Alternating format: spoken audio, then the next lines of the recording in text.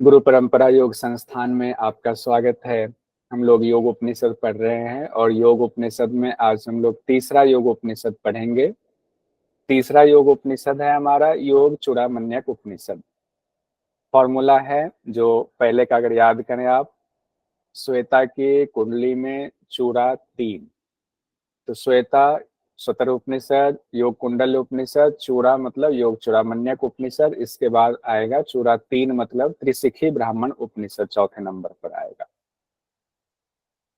योग चूड़ामण्यक उपनिषद सामवेद से जुड़ा हुआ है। काका सासु सामवेद, तो का सा, तो सामवेद से जुड़ा हुआ है योग चूड़ामण्यक उपनिषद। चूड़ामणि का इसमें क्या अर्थ होता है? चूड़ामणि मतलब मुकुट कहा गया है, यानी योग के क्षेत्र का ये मुकुट है। इतनी अच्छी जानकारी इसमें दी गई है, उस संदर्भ में है। मंत्रों की संख्या 121 मंत्र हैं। मंत्र भी पूछे जाते हैं, जैसे आपको योग उपनिषद 4 दे दिया, दूसरी तरफ मंत्र संख्या दे दिया, तो वो भी पूछे जाते हैं। हमने उसको एक्स्ट्रा ऐड किया हुआ है। जैसे श्वेतास्तर उपनिषद में 113 मंत्र हैं, योग कुंडली उपनिषद में 35 है, योग चूड़ामणि में 121 है जो आज पढ़ेंगे। त्रिशिख ब्राह्मण उपनिषद में 165 है, योग तत्व उपनिषद में 142, ध्यान बिंदु उपनिषद में 105, नाद बिंदु उपनिषद में 56 योगराज उपनिषद में 21 है। सबसे छोटा योग उपनिषद योगराज उपनिषद है। उसके बाद योग कुंडली उपनिषद 35 है। इसमें सबसे बड़ा कौन सा हुआ? त्रिशिख ब्राह्मण उपनिषद, जो 8 योग उपनिषद हम लोग पढ़ेंगे उसमें सबसे बड़ा होगा। योग चूड़ामण्यक उपनिषद सामवेद से जुड़ा है और इसमें मंत्रों की संख्या है 121। और यहाँ से आपके एक सवाल ये भी आता है कि योग चूड़ामण्यक उपनिषद में योग के कितने अंगों के बारे में बताया गया है?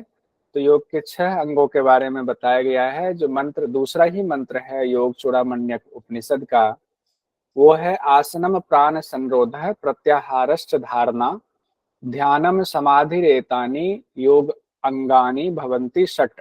कई बार आपको सूची 1 सूची 2 दिया जा सकता है लास्ट में, हालांकि हम लोग इसको देखेंगे कि किसमें षडांग है, किसमें अष्टांग की चर्चा है, उसको दोबारा रिपीट भी करेंगे। तो यहाँ पर षडांग है, यानी 6 अंगों की चर्चा है। कौन सा हुआ? आसन, प्राणायाम, प्रत्याहार, धारणा, ध्यान और समाधि। योग चूड़ामण्यक उपनिषद में 2 आसन बताए गए हैं, सिद्धासन और कमलासन। 2 ही आसन हैं योग चूड़ामण्यक उपनिषद में। कौन से हैं? सिद्धासन और कमलासन। कमलासन मतलब पद्मासन, कमल मतलब उसी को संस्कृत में पद्म कहते हैं। तो सिद्धासन और कमलासन यानी पद्मासन हो गए। 2 ही आसन हैं। कल हम लोगों ने कौन सा पढ़ा था? योग कुंडली, उसमें कौन कितने आसन के बारे में बताया गया है? 2 थे सर, यही थे दोनों। नहीं, पद्मासन और वज्रासन था सर। वज्रासन था सर। वज्र को सिद्धासन और वज्रासन। हाँ, लेकिन देखिए मनीता जी, उसमें मैंने ये कहा था कि नाम तो जो एग्जैक्ट शब्द लिखा है वही रखेंगे, लेकिन अगर वज्रासन ना हो और सिद्धासन हो तो हम सिद्धासन दे देंगे, क्योंकि उसमें वज्रासन इसी तरीके से बताएगा जैसे सिद्धासन करते हैं। लेकिन अगर नाम पूछा जा रहा है आपके ऑप्शन में वज्रासन सिद्धासन दोनों है, तो वज्रासन ही सटीक होगा, क्योंकि नाम के हिसाब से वो होगा। ये कुछ चीजें और व्याख्या कर लेंगे तो सटीक वाला वो होगा। तो है वही दोनों आसन, लेकिन नाम को भी ध्यान रखेंगे। हाँ, नाम थोड़ा अलग हो गया। वो तो बात ये भी हुई थी कि इसका कहा गया है इसमें हठ प्रदीपिका में कि सिद्धासन के और भी नाम है, तो सिद्धासन को वज्रासन भी कहा गया। योग चूड़ामण्यक उपनिषद में जो एग्जैक्ट नाम अब हुआ वो सिद्धासन और कमलासन हुआ। हो सकता है कमलासन क्यों शब्द पे जोर ज्यादा दे रहे हैं, एमसीक्यू में इस पर दीर्घ उत्तरीय प्रश्न में तो चल जाता है, लेकिन एमसीक्यू में कई बार अप्रोप्रिएट देना पड़ता है। उसमें जो ऑप्शन है उसी उतना ही दायरे में आपको जवाब देना होता है। मान लीजिए आपसे पूछा कमलासन निम्न में से किस योग उपनिषद में है, तो अब कमलासन आपका तीसरा उपनिषद योग चूड़ामण्यक उपनिषद में हो जाएगा। अब उसके बाद और भी चीजें बताई गई हैं कि साधक अपने भीतर किन किन चीजों को लेकर के साधना कर सकता है। तो साधक के शरीर के भीतर 60 चक्र हैं, 6 चक्रों की चर्चा है, 16 आधार की चर्चा है, त्रिलक्ष्य 3 लक्ष्य की चर्चा है और 5 आकाश की चर्चा है। और इसमें साफ साफ कहा गया जो साधक इनकी सिद्धि नहीं कर पाता है, इनको नहीं देख पाता, इनकी साधना नहीं कर पाता है, उनका भला नहीं हो सकता, उनको भला सिद्धि कैसे मिल सकता है। जो षट चक्र को नहीं देख पाया, वहां तक नहीं पहुंचा, जिसने 16 आधार को नहीं महसूस कर लिया, जिसने त्रिलक्ष्य की साधना नहीं की, जिन्होंने पंच आकाश की साधना नहीं की, उन्हें भला सिद्धि कैसे मिल सकती है। अब 6 जो चक्र है, इसमें 6 चक्र के दल की चर्चा है कि किस चक्र में कौन कितने दल हैं। तो आधार चक्र, जिसको कि मूलाधार चक्र भी कहा गया है, तो आधार चक्र 4 दल वाला होता है। उसके बाद स्वाधिष्ठान चक्र है, उसमें 6 दल होते हैं। 6 दल मतलब जो कमल है, पद्म है, उसके 6 पंखुड़ियां, 6 दल उसी तरह से हुआ। नाभि में हो गए 10 कमल दल, ये आप पहले से भी ये जानते हैं। हृदय में 12 हो गए, 12 मतलब हृदय चक्र में 12 कमल दल है। विशुद्धि चक्र में 16 कमल दल बताए गए हैं और भूमध्य में 2 कमल दल बताया गया है।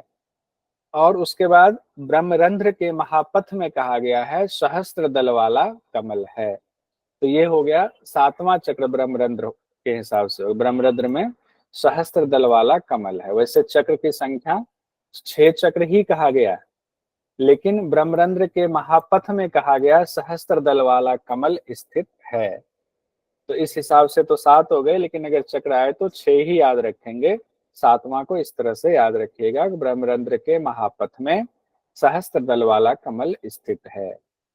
उसके बाद एक शब्द और आता है महालिंग, वो शब्द आता है। तो महालिंग कहाँ है? एक मूलाधार जो आधार चक्र जिसको कहा गया, वो वहां पर जो आपके 4 कमल दल वाले जो चक्र हैं, उसके बीच में एक महालिंग है।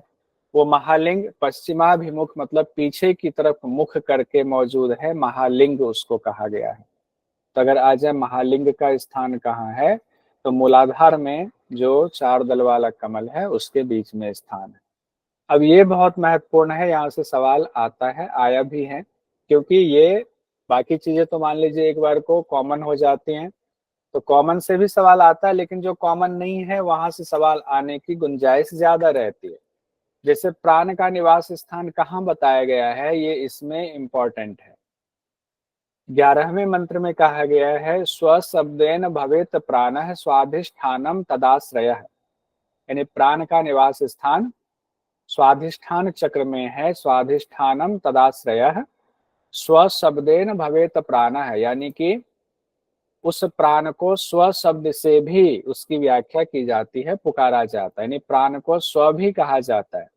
तो 2 बात तो यही हुआ कि प्राण का निवास स्थान स्वाधिष्ठान चक्र में है और प्राण को स्व भी कहा जाता है, और स्वाधिष्ठान में प्राण स्थित होने के कारण उसे मेढ्र भी कहा जाता है, मेढ्र। तो 3 चीजें हो गई।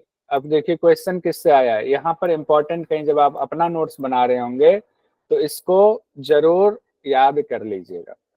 और मैसेज में भी अगर आप और इन्वॉल्व होना चाहते हैं, मैसेज में भी आंसर करते जाइए खुद से कि आप क्या सोच रहे हो, तो आपकी इंद्रियां सारी इन्वॉल्व होती रहेंगी।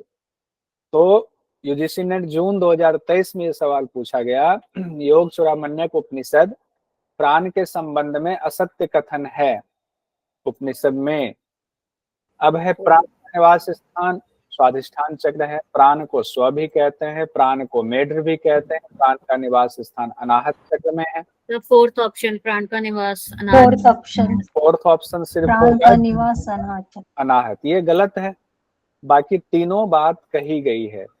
तो क्यों? क्योंकि ये अलग बात कही गई है योग चूड़ामण्यक उपनिषद में, इसीलिए क्वेश्चन एक बार तो आ गया, हो सकता है बाद में रिपीट भी हो। अब यहीं पर कहा गया जिस तरह मणि में धागा पिरोया जाता है, उसी तरह कंद जो है सुषुम्ना से युक्त है। सुषुम्ना धागा के समान बताया गया है। उसके बाद कंद का, अब जब कंद की चर्चा है तो कंद का स्थान कहाँ है, तो कहते हैं मेढ्र और नाभि के मध्य में पक्षी के अंडे के समान कंद का स्थान है। मेढ्र कहाँ पर हो गया? मेढ्र आपका अभी आपने पढ़ा स्वाधिष्ठान मेढ्र हो गया। अब स्वाधिष्ठान और नाभि यानी स्वाधिष्ठान के बाद आपका मणिपुर चक्र हो गया, तो उसके बीच में अंडे के समान कंद का स्थान बताया गया है। और 72,000 नाड़ियों का जाल वहीं से पूरे शरीर में फैला हुआ है, ये योग चूड़ामणि उपनिषद में लिखा हुआ है। 72,000 में भी 72 नाड़ियां मुख्य हैं, उन 72 में भी 10 नाड़ियां प्रमुख बताई गई। 10 कौन कौन सी नाड़ी हैं? इड़ा, पिंगला, सुषुम्ना, 3 तो सब में बताया जाता है। गांधारी, हस्तजिह्वा, पूषा, यशस्विनी, अलंबुसा, कुहू और शंखिनी। तो ट्रिक इसका आप ही में से किन्हीं का दिया हुआ है।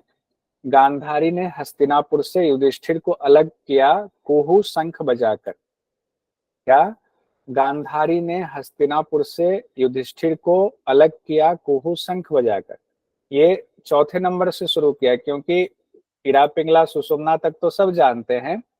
गांधारी हस्तिनापुर में 2 हो गया, हस्तजिह्वा और पूषा। युधिष्ठिर में हो गया आपका यू से यशस्विनी, हाँ अलग से अलंबुसा हो गया। कुहू शंख का नाम दे दिया, तो कुहू पहले, उसके बाद शंख बजाया। तो 2-3 बार पढ़ेगा तो याद हो जाएगा। अब देखिए क्वेश्चन क्या पूछा गया। योग चूड़ामण्यक उपनिषद के अनुसार प्रमुख 10 नाड़ियों में से नहीं है। इड़ा, पिंगला, सुषुम्ना, पद्मिनी, चक्रिणी, हस्तिनी, यशस्विनी, अलंबुसा, कुहू, गांधारी, हस्तजिह्वा, पूषा। ये second sir option. 2 option second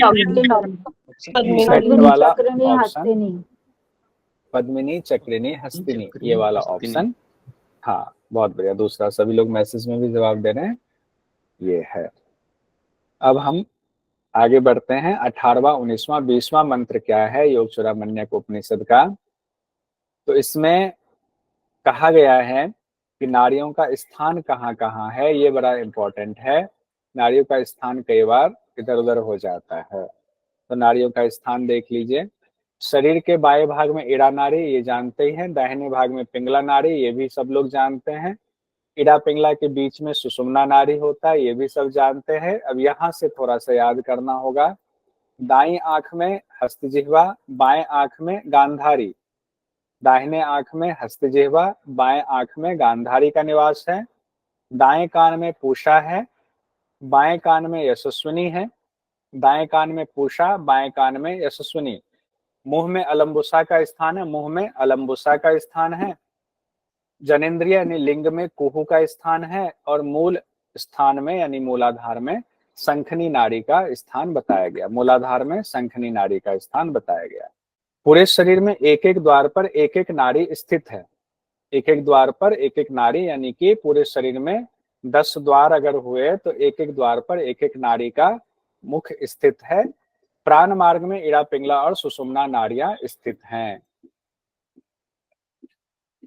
अब 10 प्राण की भी चर्चा की गई है। इसके बाद 10 प्राण हम लोग जानते हैं। 5 मुख्य प्राण है, 5 उप प्राण है।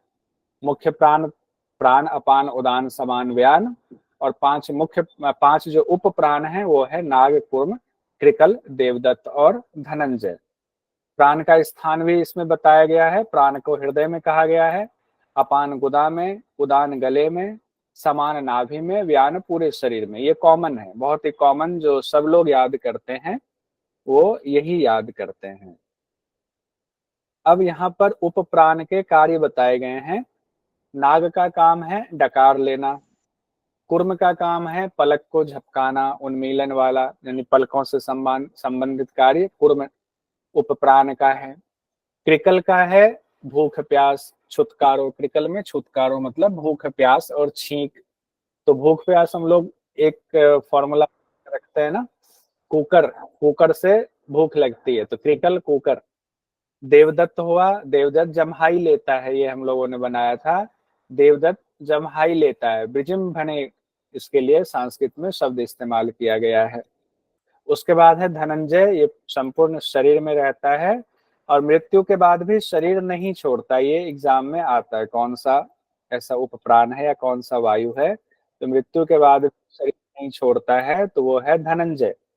धनंजय मृत्यु के बाद भी शरीर नहीं छोड़ता है। हैंडरेज हो रहा है किन्हीं का, कुछ कहना चाह रहे हैं? सुमिता जी का, बेटी जी। तो हाँ पूर्व में जैसे हम कछुए को बोलते हैं, तो कछुआ कैसे अपने आप को अंदर और बाहर कर लेता है, खोल लेता है, बंद कर लेता है और खोल लेता है। तो कूर्म से हम उससे पलक झपकना याद कर सकते हैं कि आंख बंद होती है और खुलती है। ये भी कर सकते हैं, बढ़िया है, बहुत अच्छा। तो ऐसे देखिए, इससे क्या होगा ना, इसका मतलब है कि आप इन्वॉल्व होकर पढ़ाई कर रहे हैं तो आपको लगेगा कि नहीं कुछ बताना चाहिए। ठीक है, बढ़िया। कुर्म जो है पलक झपकाना, तो जैसे पलक गिरता है उठता है, उसी तरीके से कछुआ जो है, कुर्म मतलब कछुआ, कछुआ भी अपने अंगों को अंदर समेट लेता है फिर बाहर निकाल लेता है, उसी तरीके से। बहुत बढ़िया।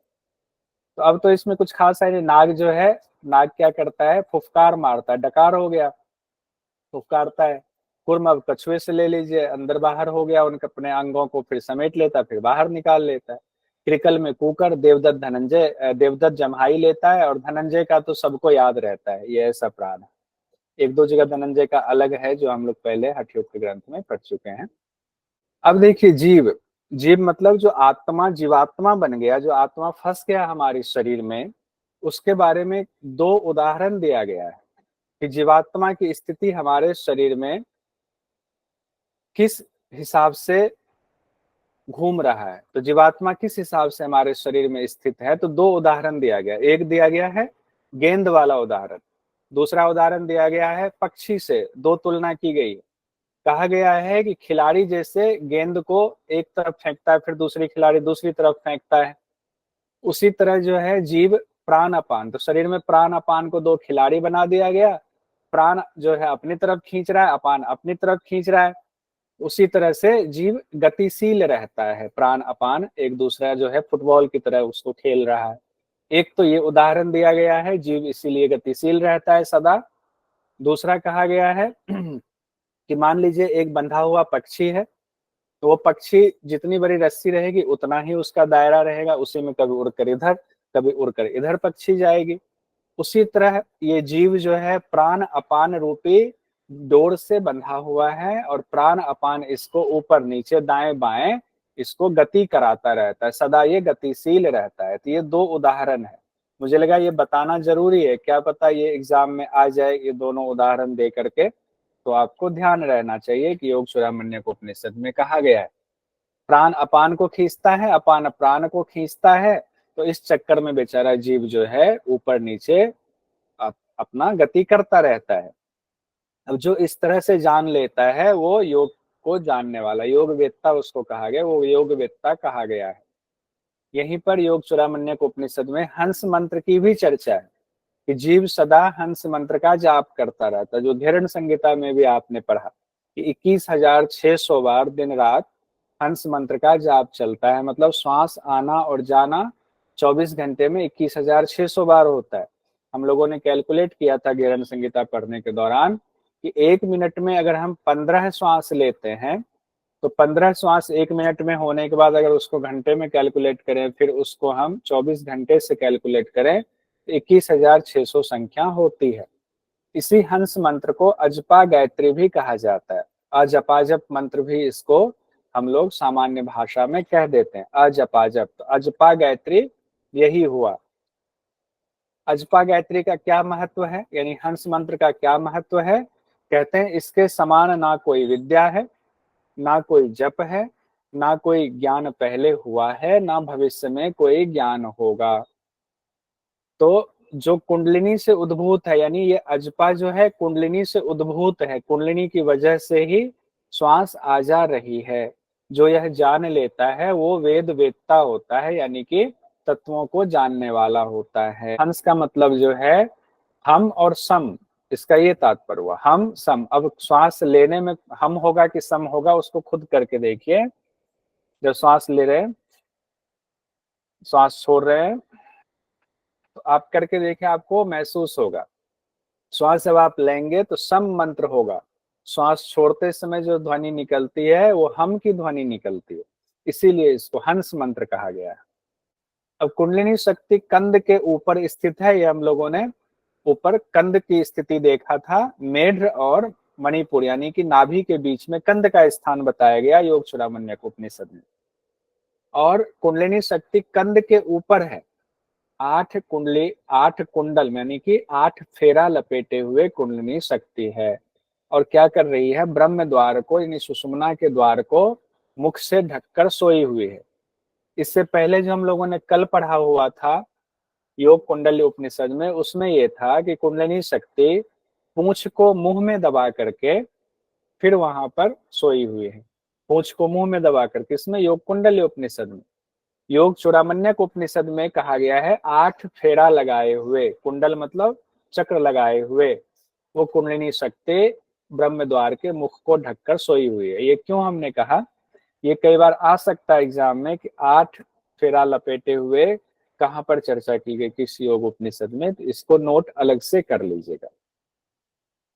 उसके बाद कहा गया है वाहिनी योग, यानी अग्नि के मिलन के द्वारा ये कुंडलिनी शक्ति जागृत होती है। अग्नि के मिलन के द्वारा कैसे होगा? तो हम लोग हठ योग के ग्रंथों में पढ़ चुके हैं। जब आप प्राणायाम का अभ्यास करते हैं, उड़ान बंद का अभ्यास करते हैं, मूल बंद का अभ्यास करते हैं, तो समान वायु नाभि के पास गर्मी इतनी उत्पन्न होती है, ऊपर से प्राण, नीचे से अपान, वो अग्नि ऑलरेडी है मणिपुर में, अग्नि और बढ़ जाती है, तो उसी को अग्नि का मिलन कहा गया, वहनी योग कहा गया। तो वहनी योग के द्वारा वो जो गर्मी होती है, उस गर्मी से व्याकुल होकर के कुंडलिनी शक्ति जागृत हो जाती है। जब जागृत होती है तो क्या होता है? मन और प्राणवायु दोनों को साथ में लेकर के, मन और प्राणवायु दोनों के साथ में वो सुषुम्ना के मार्ग में यानी राजपथ में ऊपर की तरफ उठने लगती है। कौन? वो कुंडलिनी शक्ति। इसका मतलब कुंडलिनी जागरण यूं ही नहीं हो जाता है, आपको श्वास और मन दोनों को वहीं पर लगाना होता है। पूरे बाहर से छोड़ करके अंदर की तरफ आपका मन, आपका चित्त हो जाता है, अंतर्मुखी हो जाता है। तब मन प्राण वायु कुंडलिनी में सम्मिलित होकर के सुषुम्ना के मार्ग में ऊपर बढ़ने लगता है। उसके बाद प्राणायाम की विधि की चर्चा की गई है योग चूड़ामण्यक उपनिषद में। कहा गया दृढ़ता पूर्वक पद्मासन लगाइए, दोनों हाथों को गोदी में रख करके हाथ को ऐसे संपुटित करना, रख करके संपुटित कर लीजिए। फिर ठोड़ी को छाती से लगाइए और ब्रह्म में ध्यान लगा करके एकाग्र रहिए। बारंबार श्वास को भीतर खींचना है, बाहर निकालना है। प्राणवायु नीचे करेंगे, अपान वायु को ऊपर उठाएंगे। तो वही जो ऊपर बात हो रही थी, अग्नि वहनी योग। तो प्राणवायु ऊपर से नीचे की तरफ, अपान वायु नीचे से ऊपर की तरफ, तो समान वायु यानी मणिपुर चक्र में गर्मी उत्पन्न होती है। इस तरह प्राणायाम का अभ्यास करने से अतुल शक्ति की अनुभूति होती है। ये भी यहाँ पर ध्यान देने वाली बात है। कौन सा आसन बताया गया? पद्मासन में कहा गया है प्राणायाम का अभ्यास करना है। इस दौरान किस तरह के भोजन का त्याग करना है? तो कहते हैं कटु अम्ल लवण वाले पदार्थों का त्याग करना चाहिए। कटु अम्ल लवण, कटु अम्ल लवण योग चूड़ामण्यक उपनिषद में किस तरह के भोजन का त्याग करना है? कटु अम्ल और लवण वाले पदार्थों का त्याग करना है। किस तरह का भोजन करना चाहिए? तो कहा गया क्षीर भोजनम समाचरेत, क्षीर भोजनम समाचरेत। क्षीर मतलब दूध को कहा गया है। दूध और दूध से बने भोज्य पदार्थों का प्रयोग करना चाहिए। हालांकि ये माना जाता है कि जब प्राणायाम का अभ्यास कर रहे हैं उस दौरान के लिए ये नियम कहा गया है, और जनरली हर जगह पर जहां प्राणायाम की चर्चा है वहीं पर इसकी चर्चा होती है, तो इसीलिए इसको माना सर जाता क्षीर का मतलब क्या बताया आपने? किसका मतलब? क्षीर का मतलब? जी क्षीर मतलब दूध होता है। किन्हीं जी। सवाल पूछना हो, चूंकि आपकी पहली क्लास है, तो पहले हैंड रेज करेंगे, फिर सवाल मैं खुद ही ले लूंगा हैंड रेज पर। उसमें ना अचानक से बोलने पर रिदम टूटता है। तो क्षीर मतलब दूध होता है। तो दूध और दूध से बने भोज्य पदार्थ का प्रयोग करना चाहिए प्राणायाम के दौरान, ये नियम बताया गया है, क्योंकि उससे आपकी नाड़ियां शुद्ध होंगी। 1 साल में किसको सिद्धि मिल जाती है? कहते हैं ब्रह्मचारी मिताहारी योग परायण को 1 साल में सिद्धि मिल जाती है, नात्र संशय, इसमें कोई संशय नहीं है। किनको? ब्रह्मचारी मिताहारी योग परायण। 3 बार 4 बार आप बोल लेंगे तो हो जाएगा। ब्रह्मचारी मिताहारी योग परायण को 1 साल में सिद्धि मिल जाती है। ब्रह्मचारी मिताहारी योग परायण को 1 साल में सिद्धि मिल जाती है। ये कहाँ? योग चूड़ामण्यक उपनिषद और भी ग्रंथों में ऐसी बात कही गई है। मिताहार के बारे में भी चर्चा है। सुस्निग्ध मधुर आहारश्च चतुर्थांश विवर्जितः भुंजते शिव संप्रीत्या मिताहारी च मिताहारी स उच्यते। सुस्निग्ध मतलब चिकना, मधुर मतलब मीठा भोजन करना है। चतुर्थांश विवर्जित मतलब चतुर्थांश भाग, चौथाई भाग खाली छोड़ देना है। भुज्यते शिव संप्रीत्या, भगवान शिव को समर्पित करते हुए मिता जो भोजन करते हैं प्रीति पूर्वक, उसको मिताहार कहा जाता है। मुद्रा की विशेषता और उसके बाद खेचरी की का जिक्र किया गया है। मुद्रा में कहा गया है महामुद्रा, नभो मुद्रा, उड्यान बंद, जालंधर बंद और मूल बंद, इनको जो जानता है वह योगी मुक्ति को प्राप्त करता है। कौन कौन सी मुद्रा का जिक्र है? महामुद्रा, नभो मुद्रा, उड्यान बंद, जालंधर बंद, मूल बंद। यानी उड्यान बंद, जालंधर बंद, मूल बंद तो है ही, न महामुद्रा और नभो मुद्रा की भी बात की गई है। और यहाँ उड्यान बंद को मृत्यु मातंग केसरी यहाँ भी कहा गया, उड्यान बंद को कहा गया है मृत्यु मातंग केसरी है।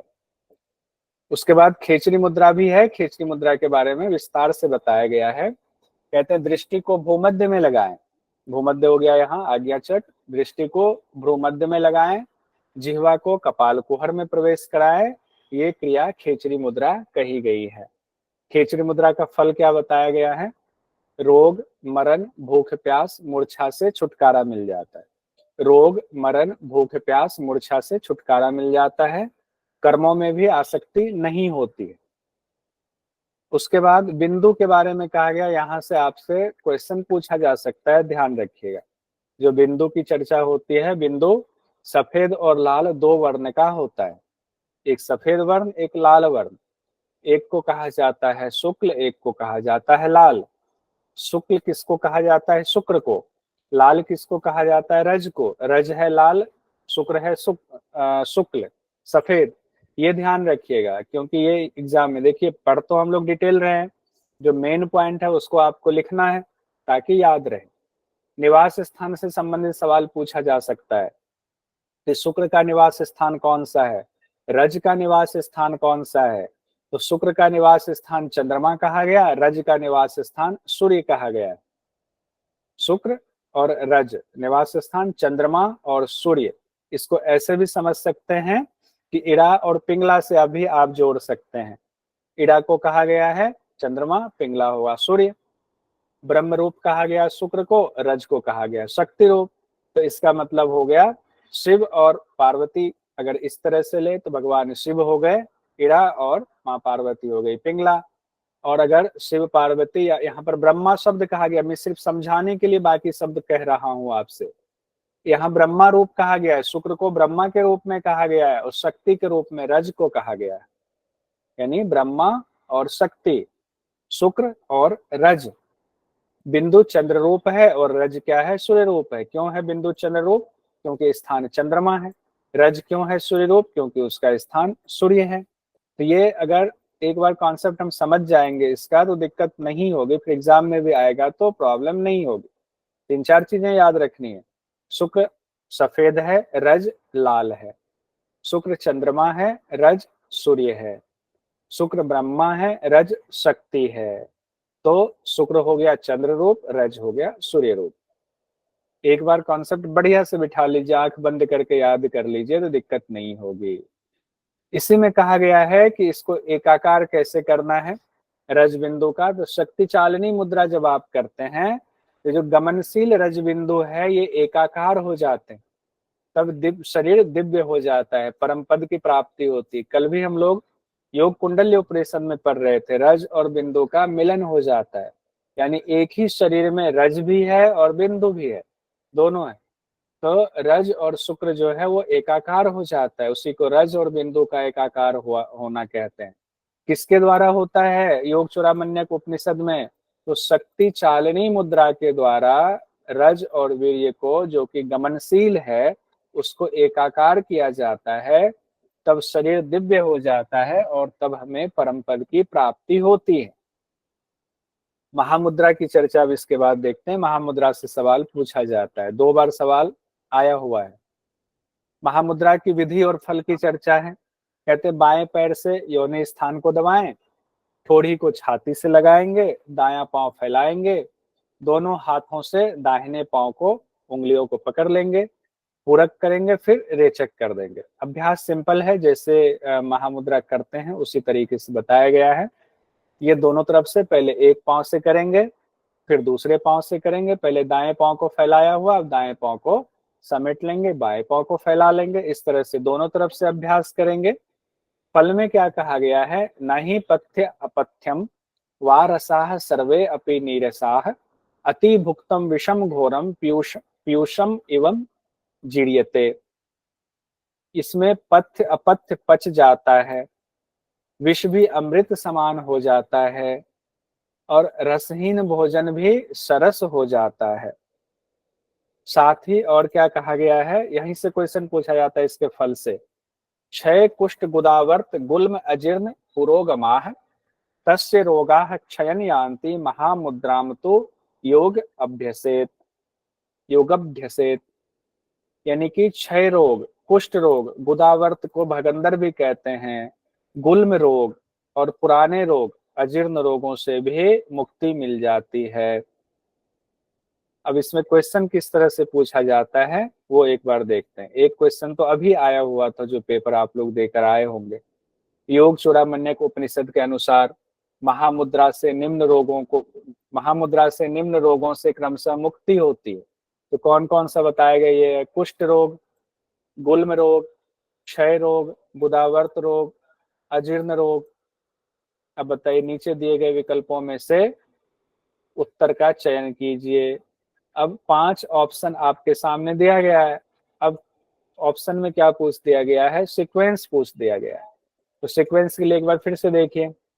क्षय कुष्ठ गुदावर्त, अब गुल्म इसको याद कैसे करेंगे, इसको इतना सा पोर्शन तो याद कर जाइए, 4-5 है, ज्यादा नहीं। क्षय कुष्ठ गुदावर्त गुल्म अजीर्ण, क्षय कुष्ठ गुदावर्त गुल्म अजीर्ण। अब इसको बोल बोल करके, माइक ऑफ रखिए, माइक ऑफ ही है सबका, और जहां पर भी आप हैं वहां बोल जाइए 4 से 5 बार। तो उससे क्या होगा, आप बोल रहे हैं, एक इंद्रिय काम किया, आपका कान सुन रहा है, दूसरा इंद्रिय काम किया। क्षय कुष्ठ गुदावर्त गुल्म अजीर्ण, क्षय कुष्ठ गुदावर्त गुल्म अजीर्ण, क्षय कुष्ठ गुदावर्त गुल्म अजीर्ण। कान भी आपका सुन रहा है। और जो लोग अगर बैठ करके पढ़ाई कर रहे हैं तो वो एक बार लिख भी लीजिए, क्षय कुष्ठ गुदावर्त गुल्म अजीर्ण, क्षय कुष्ठ गुदावर्त गुल्म अजीर्ण। तो आपका आराम से ये हो जाएगा। चौथा ऑप्शन सही है, CADPT, यानी कि क्षय कुष्ठ गुदावर्त, क्षय कुष्ठ गुदावर्त गुल्म अजीर्ण, क्षय कुष्ठ गुदावर्त गुल्म अजीर्ण, क्षय कुष्ठ गुदावर्त गुल्म अजीर्ण। देखिए अब ये 18 जून को जो आपने पेपर दिया था, जो कि रद्द हो गया पेपर लीक होने के शक में, उसमें भी क्वेश्चन पूछा गया, योग चूड़ामण्यक उपनिषद के अनुसार कौन सा योगाभ्यास यक्ष्मा, कुष्ठ, भगंदर, वर्धित प्लीहा, कमजोरी और भावी स्वास्थ्य समस्याओं का निराकरण कर सकता है। भावी स्वास्थ्य समस्याओं का, महामुद्रा, पद्मासन, महाबंध, महावेद। तो इसमें महामुद्रा का अभ्यास होगा। भावी समस्याओं का भी देखिए है, इसमें मंत्र में आएंगे ना, तो यहाँ है ना पुरोगमाह। पुरोगमाह मतलब अगर कोई आने वाला रोग है, ठीक है, वो भी लिख लीजिए, आने वाला रोग, आने वाले रोगों से पुरोगमाह कहा गया है। पुरोगमाह, पुरोगमाह मतलब कोई आने वाला जो रोग है उससे भी आपको मुक्ति मिल जाती है, इसमें महामुद्रा में। तो पेपर भले ही रद्द हो गया, एक क्वेश्चन तो हमें आ ही गया।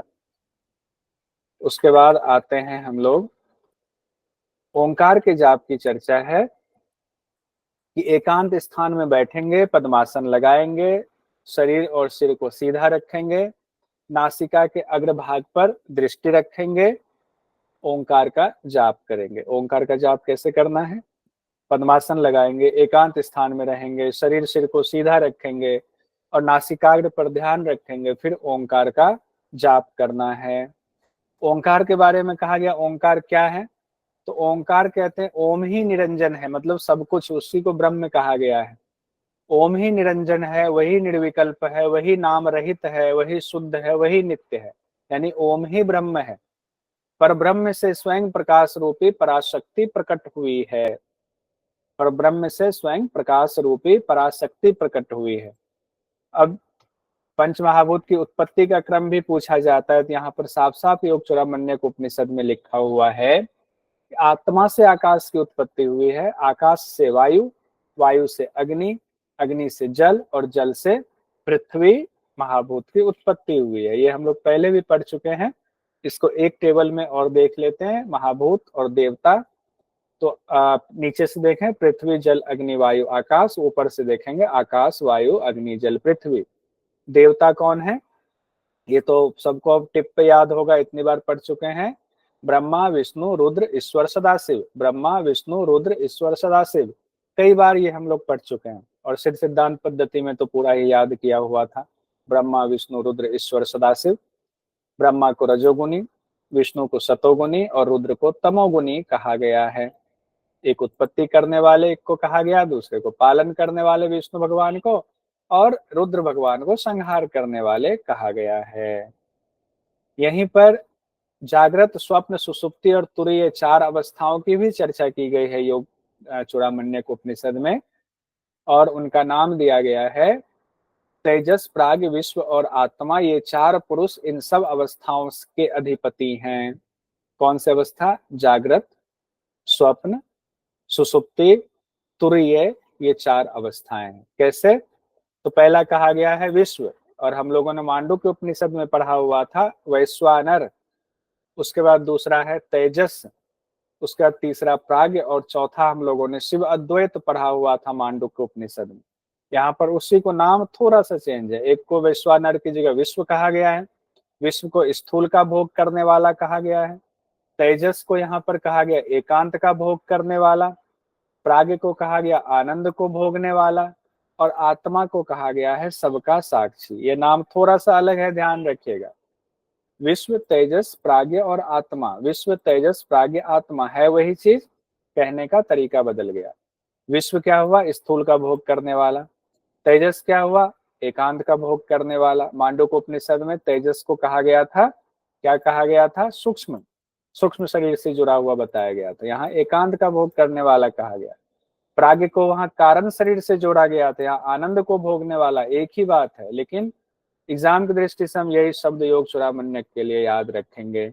आत्मा सबका साक्षी है, चौथे में कहा गया। ये इंपॉर्टेंट पॉइंट को याद रखेंगे। अब ओंकार की व्याख्या अ, उ और म भी की गई है योग चूड़ामण्यक उपनिषद में। कैसे की गई है? कहा गया 3 वेद, 3 लोक, 3 गुण, 3 अक्षर, 3 स्वर के रूप में प्रणव ही प्रकाशवान है। यानी कि तीनों वेद है, उनका भी द्योतक ओम ही है, प्रणव मतलब ओम ही है। 3 जो लोक हैं, पृथ्वी लोक, अंतरिक्ष लोक, द्युलोक, उनका भी द्योतक ओम ही है। 3 गुण सतरजतम, वो भी प्रणव से ही निकला है। 3 अक्षर जो है अ, उ और म, ये भी प्रणव से ही निकला है। 3 स्वर भी प्रणव से ही निकला हुआ है। तो अकार, उकार, मकार है। अब इसको देखिए किस तरह से जोड़ा गया है। अकार हो गया जागृत अवस्था, उकार हो गया सोते समय उकार। अब यहाँ पर ये एग्जाम में आता है, इसलिए यहाँ पर वेरी वेरी इंपॉर्टेंट ऊपर लिखा हुआ है। अकार को कहा गया, अकार जागृत अवस्था में नेत्र में निवास करता है, ये एग्जाम में आता है। योग चूड़ामण्यक उपनिषद के मुताबिक सोते समय अकार कहाँ निवास करता है? ये इंपॉर्टेंट पॉइंट है। नेत्र में निवास करता है। जागृत, नेत्र से जागने का संबंध करके कुछ ऐसा निमोनिक बना लीजिए। उकार सोते समय कंठ में निवास करता है। उकार सोते समय कहाँ निवास करता है? उदान वायु, उससे उदान वायु, उदान वायु का स्थान कंठ में है, तो ऐसे याद कर लीजिएगा। उदान वायु कहाँ है? कंठ में। उकार का कहाँ निवास करता है सोते समय? कंठ में। मकार सुषुप्ति अवस्था हुआ, तो सुषुप्ति अवस्था में हृदय में निवास करता है मकार। मकार किसका द्योतक है? सुषुप्ति अवस्था का। तो कहाँ पर निवास करता है? सोते समय सारे देवता कहाँ चले जाते हैं? हृदय में चले जाते हैं। बहुत आसान हो गया, लेकिन निमोनिक भी बैठ गया। सोते समय सारे देवता कहाँ जाते हैं? प्रश्न उपनिषद में हम लोगों ने पढ़ा था, हृदय में चले जाते हैं। तो मकार सुषुप्ति अवस्था हृदय में चला गया, तो मकार सुषुप्ति अवस्था में हृदय में निवास करता है। अकार हो गया जागृत, उकार हो गया आपके स्वप्न अवस्था, मकार हो गया सुषुप्ति अवस्था। अकार में जागृत अवस्था में नेत्र में निवास, उकार हो गया सोते समय स्वप्न अवस्था में कंठ में निवास, मकार हो गया सुषुप्ति अवस्था में हृदय में निवास। बैठ गया बढ़िया से। अकार को स्थूल कहा गया, यानी विराट हो गया, यानी जो कुछ दिख रहा है जागृत अवस्था में, जो पूरा संसार है उभरा हुआ, ये स्थूल है, आकार है। उकार हो गया सूक्ष्म और मकार हो गया कारण। यहाँ भी व्याख्या बाद में यही किया गया है जो हम लोगों ने आपके मांडुक्य उपनिषद में पढ़ा हुआ था, वो बात यहाँ पर अलग तरीके से कही गई है। राजस इसको कहा गया आकार को, उकार को कहा गया है सात्विक, मकार को कहा गया तामस। राजस, सात्विक, तामस, राजस, सात्विक, तामस, ऐसे ध्यान रखिएगा। राजस क्या हुआ? लाल वर्ण वाला ब्रह्मा भगवान, ब्रह्मा भगवान राजस, उकार हो गया सात्विक प्रवृत्ति विष्णु भगवान, और मकार कहा गया है तामस प्रवृत्ति कृष्ण रूप में संहार करता रुद्र से जोड़ा गया है। अब आगे हम लोग बढ़ते हैं। एकांत स्थान में जो ऊपर हम लोगों ने पढ़ा उसी को यहाँ रिपीट हमने कर दिया हुआ है फिर से।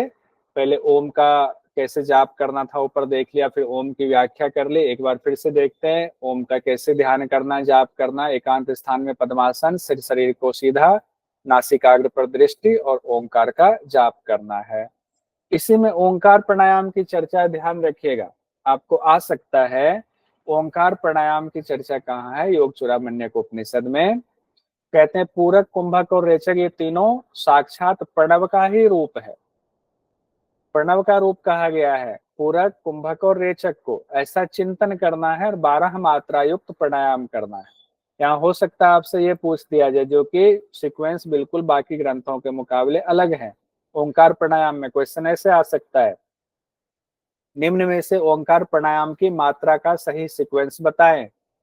तो 12, 16 और 10 ये बेसिक है, 12, 16, 10 ये बेसिक बताया गया है मात्रा। 12 मात्रा पूरक का, 16 मात्रा कुंभक का और रेचक का बताया गया है 10 मात्रा। अब इसी में ये बेसिक है तो इसका अधम, मध्यम और उत्तम होगा।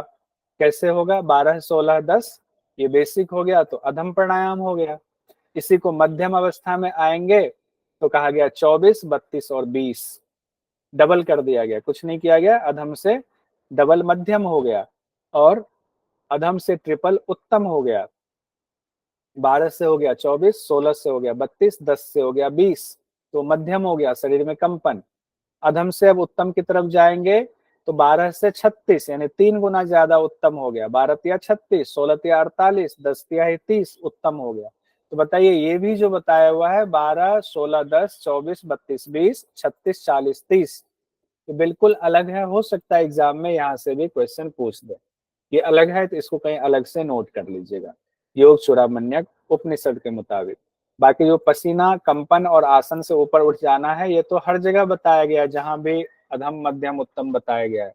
लेकिन ये जो बताया गया है सीक्वेंस ये इसी ग्रंथ में है, इसीलिए इसको अलग से मेंशन कर लीजिएगा।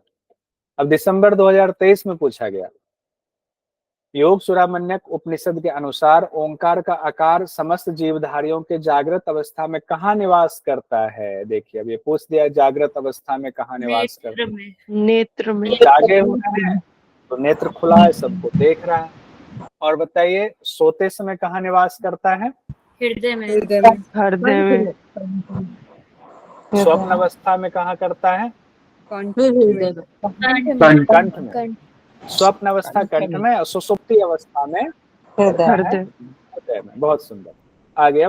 बस ध्यान रखिए, थोड़ा सा समय दे दीजिएगा, क्वेश्चन एक बार के बदले 2 बार पढ़ लेंगे, आंसर गलत मत कीजिएगा, फिर अफसोस होगा कि ये तो हमें आता था, आंसर गलत कैसे हो गया।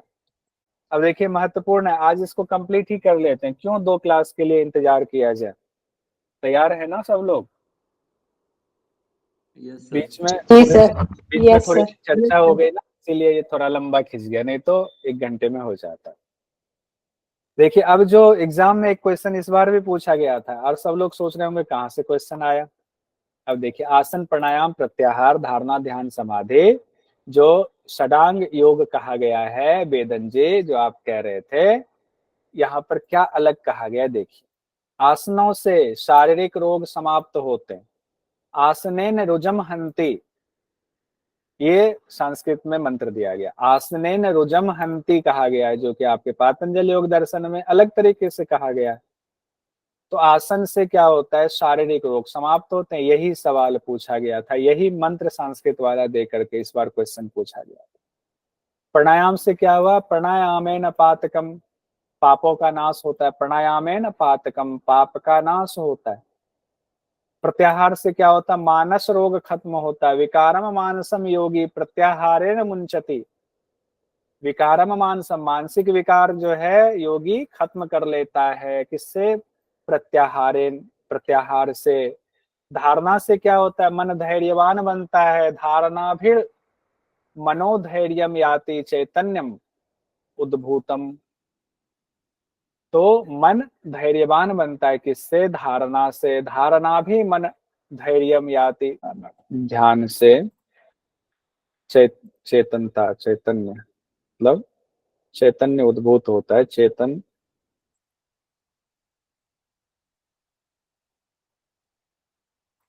शक्ति का साक्षात्कार होता है।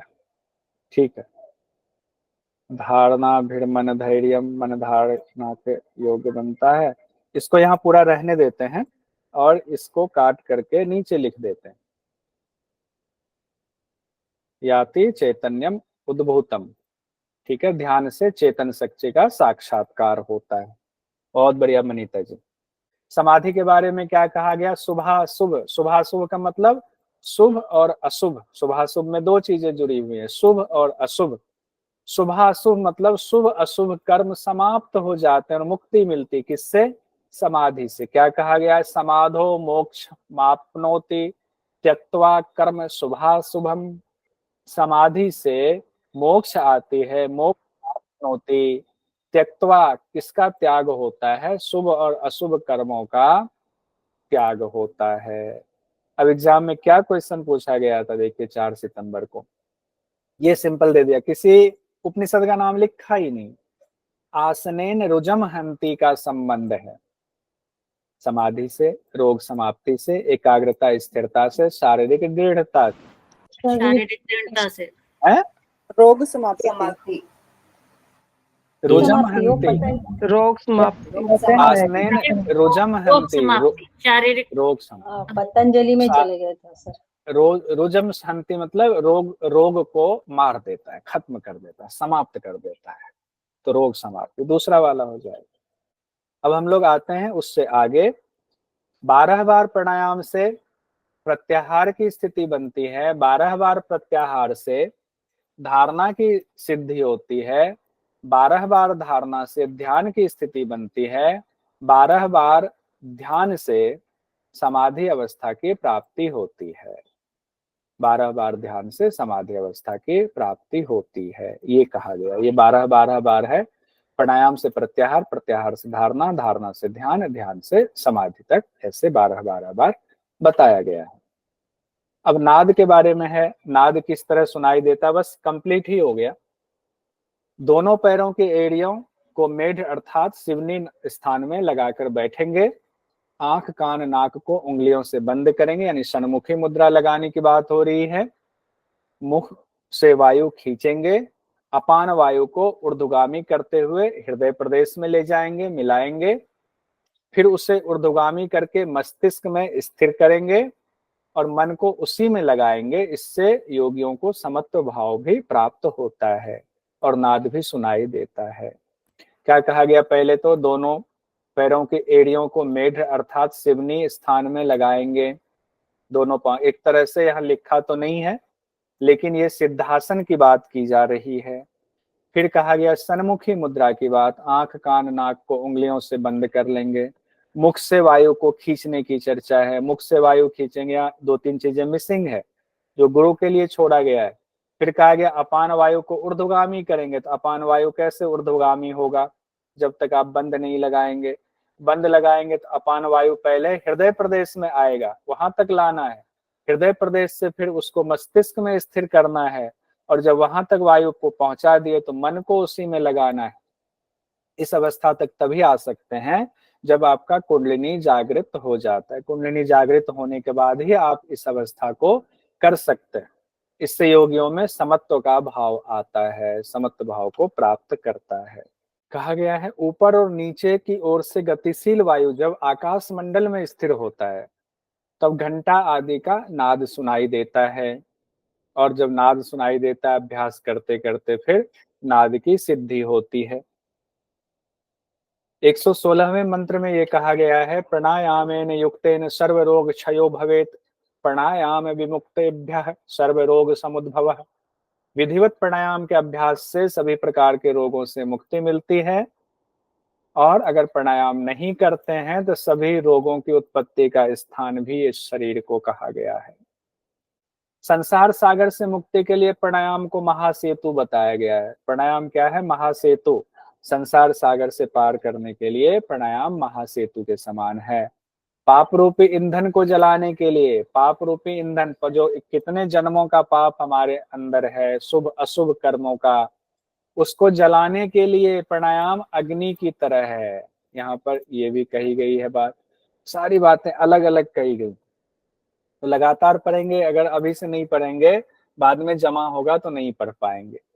प्राणायाम के गलत अभ्यास से क्या होगा, ये तो हर जगह एक ही तरह से बताया गया है, तो इसको किसी भी शास्त्र से याद कर लीजिए। ये सीक्वेंस पूछा जाता है कि श्वास का गलत अभ्यास करेंगे तो क्या रोग होता है।